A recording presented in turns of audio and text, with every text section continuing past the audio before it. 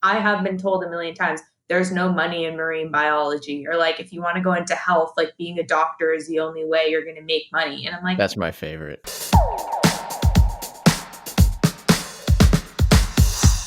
the be, do, have method is the ideal way, but it helps to think about the way that most or a lot of people see it, which is don't have it written down right now, but it's do, have, be. So a lot of people go through life doing this like do, have, be. So thinking I have to do something in order to have something so that one day I'll be something, right? So if you think about it in finances, it's like I need to do something so I can make all this money. And then like once I have it, I'll like be what I want, or I'll be where I want, I'll be happy.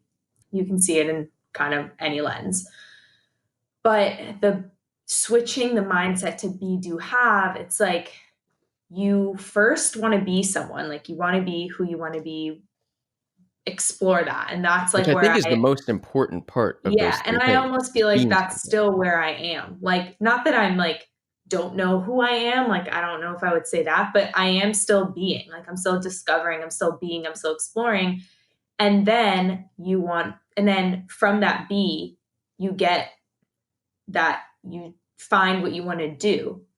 And then you have kind of because it comes to you. So again, if you want to look at it in like making money, it's like people who end up making a lot of money pursuing their passions, even though, I have been told a million times, there's no money in marine biology, or like if you want to go into health, like being a doctor is the only way you're going to make money. And I'm like, That's my favorite. okay, well, we'll see It's how just this not true goes. anymore. It's not true anymore. I know. Like maybe in the 80s and the 90s, but I think it's so important that be, which is like the self-actualization thing, is what people often say for last.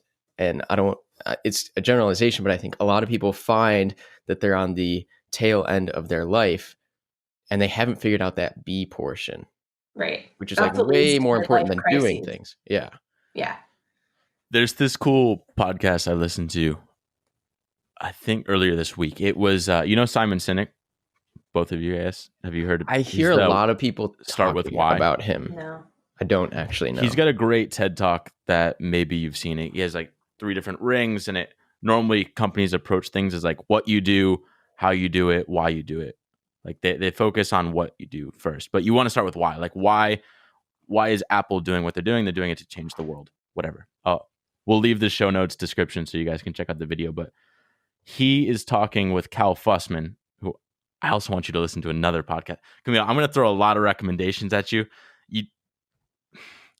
I'll figure out. Email. Yeah. I'm going to send you a That's what we follow-up. do in the consulting world. I know, the real world. Look at that. Okay, so he's talking to Cal Fussman on this one particular podcast, and he's like, hey, I'm an author. I've written all these amazing books, and they've sold hundreds of thousands of copies. But I never identify as an author or anything like that. Like, I don't want to be pigeonholed into what I'm doing. Because sometimes I'm an author, sometimes I'm a speaker, sometimes I'm whatever. What he puts on, say, his Twitter handle is optimist. So he's like optimist and author of XYZ books. But that comes later. It's always the first thing. Mm-hmm. And I was thinking about this like with myself, like I'd want like dabbler or something as my title right now. Or like for you, maybe it's explorer or something. But you don't want to be the person that's just like, oh, I'm a consultant. That's all I can do. And then you never really venture outside of that.